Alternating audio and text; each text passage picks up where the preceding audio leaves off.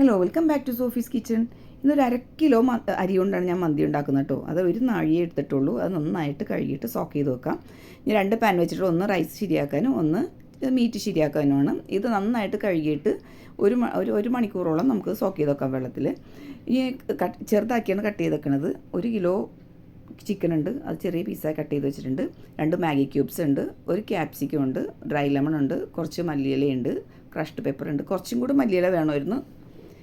ഇതൊക്കെ ഒന്ന് കുത്തിയോ ഒന്ന് വരയിട്ടോ മസാല കയറാനായിട്ട് ശരിയാക്കി വെക്കുക. അതിനകത്തേക്ക് 1 സ്പൂണോളം വറുത്തിട്ടുള്ള നല്ല ജീരകം നന്നായിട്ട് വറുത്ത് പൊടിച്ചത് അതിട്ട് കൊടുക്കാം. മല്ലിയില കുറച്ചുകൂടെ വേണമായിരുന്നു. ഇപ്പം അത്രയേ ഉള്ളൂ, അത്രയും ഇട്ടിട്ടുണ്ട് ഞാൻ. 2 മാഗി ക്യൂബ്സ് ഇടുന്നുണ്ട്. പിന്നെ ഒരു ക്യാപ്സിക്കം, അത് 3/4 ഭാഗത്തോളം ഇടുന്നുണ്ട്, ബാക്കി ഞാൻ മാറ്റി വെക്കുന്നുണ്ട്. പിന്നെ ഉപ്പും ചേർത്ത് മന്തി മസാലയാണ് 1 ടേബിൾ സ്പൂണോളം ഇടുന്നത്. പക്ഷേ മന്തി മസാല ഇല്ലാത്തവർ ഗരം മസാല ആയാലും ഇട്ടാൽ കുഴപ്പമില്ല. പിന്നെ ക്രഷ്ഡ് പെപ്പർ പൊടിച്ചത് അത് 2 സ്പൂണോളം ഇടുന്നുണ്ട്. പിന്നെ 1/4 കപ്പ് സൺഫ്ലവർ ഓയിൽ ഒഴിക്കുന്നുണ്ട്. ഓയിൽ അധികമാണ് ഒഴിക്കുന്നത്, കാരണം നമുക്കിത് ആവശ്യമുണ്ട് ഈ ബാക്കി ഇതിൻ്റെ ഓയിൽ. പിന്നെ മഞ്ഞൾപ്പൊടിയും ചേർക്കുന്നുണ്ട്.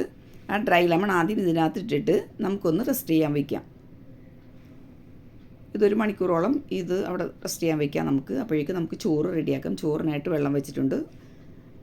ആവശ്യത്തിലധികം വെള്ളം വയ്ക്കും. നന്നായിട്ട് വെള്ളം വെച്ചോ, കാരണം തിളച്ച് അതിനകത്തുനിന്ന് വെന്തെടുത്ത് കിട്ടാനുള്ളതാണ്. ഇതിനകത്ത് ഇത്രയും സ്പൈസസ് ഇട്ടിട്ടുണ്ട്. ഇനി നമുക്ക് ഇതിനകത്തുനിന്ന് ഡ്രൈ ലെമൺ മാറ്റിയിട്ട് ഫ്ലെയിം ഓൺ ആക്കാം കേട്ടോ. ഫ്ലെയിം ഓൺ ആക്കുമ്പോൾ കുറച്ച് വെള്ളവും ഓയിലും കൂടെ മിക്സ് ആയിട്ടായിരിക്കും വരുന്നത്. വെള്ളം ഇറങ്ങുമല്ലോ ഇതിനകത്തുനിന്ന്. ആ വെള്ളം വറ്റിയ ശേഷം ഒന്ന് ഫ്രൈ ആയി വന്നോളും. മീഡിയം ഫ്ലെയിമിലിട്ട് നമുക്കിത് ഫ്രൈ ആക്കി എടുക്കാം.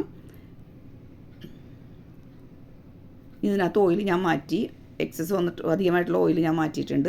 ഇപ്പോൾ അരി ഇട്ടിട്ടുണ്ട്. അരി ഇട്ടിട്ട് കുറച്ച് ഓയിൽ ഒഴിച്ചിട്ടുണ്ട്, ഉപ്പിട്ട് ഒരു 80% വേവായപ്പോൾ ഞാനത് സ്റ്റെയിനറിലിട്ട് അരിച്ചെടുക്കുകയാണ്.